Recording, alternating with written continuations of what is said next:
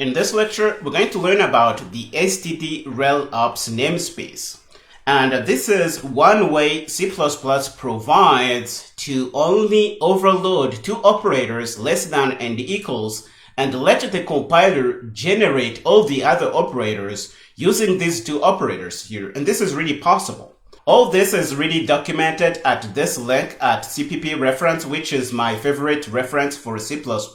And what this is going to say, given a user-defined operator equal and less than for object of type T, which may be our class, the C++ compiler is going to be generating all the other operators for you. So it is going to generate the not equals operator in terms of the equals operator.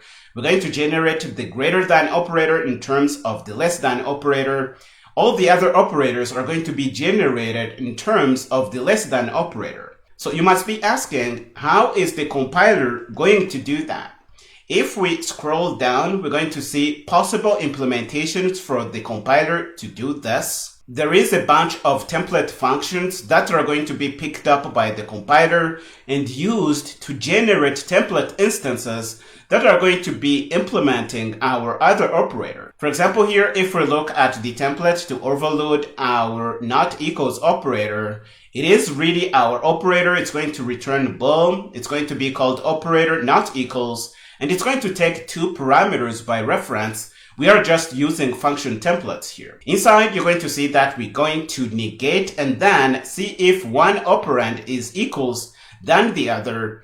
And this is effectively going to test if one operand is not equal than the other. If they are not equal, we're going to return true. If they are equal, we're going to return false. And this is how we can do this. All the other versions are basically going to be doing the same thing. For example, if we test if something is greater than the other, the outcome is going to be the same as if we reversed the operands and used the less than operator. And this is going to give us the same result. If the left operand is less than the right operand, we're going to get a true out of this function. If the left operand is not greater than the right operand, we're going to get a false out of this. You can try this out, and this is really going to hold for our operator here. I am not going to try and explain all the other operators because you can really try this out. The main message I have is that these templates are going to be used to set up the other operators for you. So what do you need to do in your C++ program to take advantage of this? If you look, you're going to see that these guys are implemented in a namespace called Rel Ops. So the first thing we need to do is to include the header where these guys are defined. The header is called utility. And in our main CPP file, what we need to do is to include this utility and make sure that we are bringing in the namespace where these guys are defined. So we're going to use namespace and say the namespace where they are defined. And then we're going to only overload two operators for our type. For example, here you see they have a struct called foo.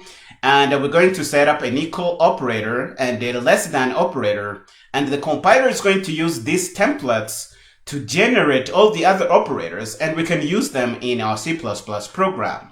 So we are going to set up this for our point class and see how this could work. But one thing you should really know is that in C++ 20, the namespace std Rel Ops is going to be deprecated. So you won't see it anymore in C++ 20.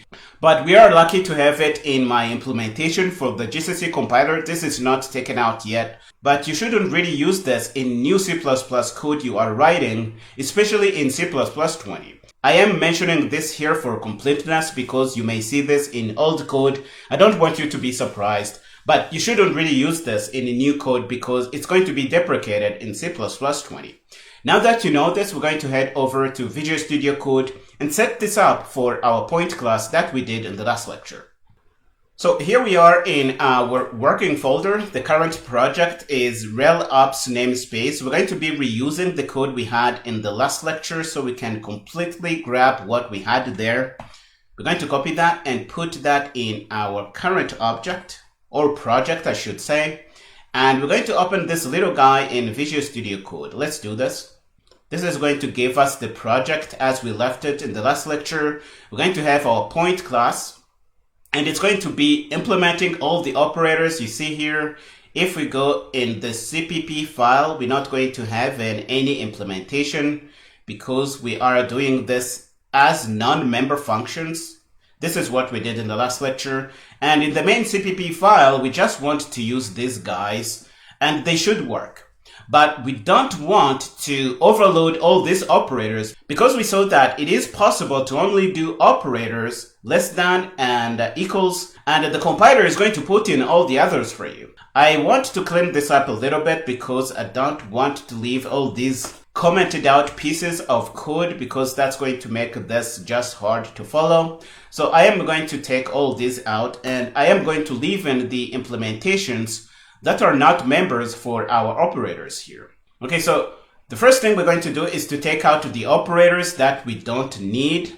So I am going to comment out all the other operators and I am going to leave in, or I can even completely take them out because that's the point of this lecture here. So I am going to take out the two operators here. I am going to leave in the equals operator. I am going to take out the other here and leave in the less than operator. And this is going to be our thing. So we're going to leave in the equals and the less than operator. We're going to go down and take out the others that we don't need. We're going to leave in the equals operator. And we're going to leave in the less than operator here. So let's take this out. And we are going to take out the less or equal operator. We don't need this anymore. And if we go back to the main function, we're going to see that the operators we have taken out are now giving us squiggly lines. This is not going to work. But if we go back to our documentation, we're going to see that the first thing we need to do to use the std Rel Ops namespace is to include the utility header. So we're going to do that in our code. Let's do that in front of our point class. Let's do this. We're going to say utility. And in our main function, all we need to do is to bring in the std Rel Ops namespace. And the moment we do that, the compiler is going to pick up these template functions and it is going to use them to set up operators for our point class. So it is going to give us a not equals operator. It is going to give us a greater than operator. It is going to give us a less or equal operator, and it is going to give us a greater or equals operator. And these are going to be used in our program. So let's grab the line here. We can even use this as is. So we can copy this and use this in our program. We are going to set this up as the first thing in our C++ program. We can do this. And the moment we do that, see that the squiggly lines go away. And if we try to build our program, let's build with GCC. The build is going to be good. And if we clear and bring up a PowerShell window, we're going to clear and run Rooster. You're going to see that this is going to work. And this is really cool. But the problem is you have to remember to include this utility and bring in this namespace every time you want to compare your things. And this is really bad. You don't want to force your users to do this thing because they may forget to include these things and the code is not going to work. For example, if they forget this utility header and they don't have the namespace in, the other operators are not going to work here, and you are really forced to try your best to tell your users to include this thing to be able to use your program.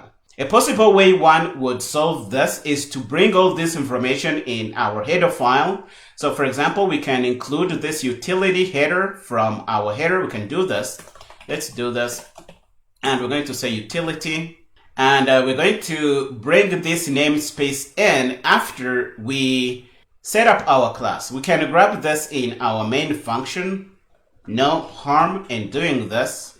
This is one way we can solve this problem. And if we do this and include the point header in our program, the point header is going to bring in all this information and this is going to work. And this is a possible way you can solve this. So if we run the task to build with GCC, we're going to see that the build is good. We can clear and run Rooster, and this is going to work. But putting this thing in your header is also not a desirable way to do things, but this may work. And if you have to do this, you can do this in your program. The utility header is really not too large. It just contains the template functions we saw here, and it is going to work really well. But one thing you should know is that this is going to be deprecated in C++20, and I have pointed this out to you. If you still want to use this in C++20 code or later, you're not going to find them in the C++ standard library. For example, if you include the utility header, it might not be there anymore.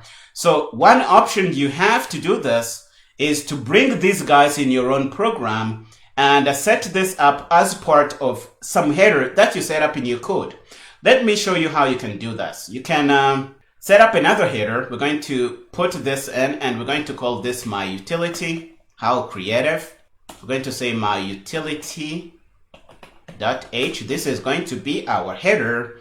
And we can shamelessly copy from the C++ standard library and put in all these function templates. We can do this. So let's do this. We're going to put the first one in place.